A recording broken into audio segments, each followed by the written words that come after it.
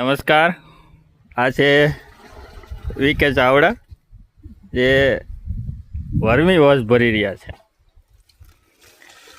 આ vermi bed છે એમાંથી.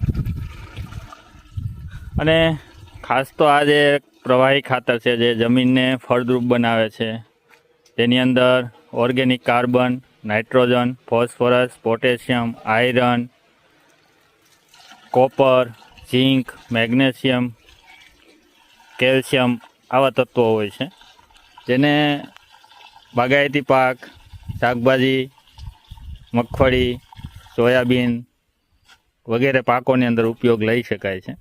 છાંટી પણ શકાય છે. જો છાંટવાનું હોય તો 1 કે 2 લીટર એક પંપની અંદર નાખી શકાય, અને પીવરાવવાનું હોય તો 200 લીટરે 5 લીટર 200 લીટર પાણીમાં 5 લીટર ઉમેરી અને પીવરાવી શકાય છે.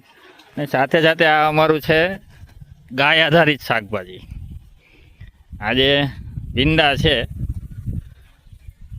એનું પાન છે કે 10 ઇંચની આસપાસ છે.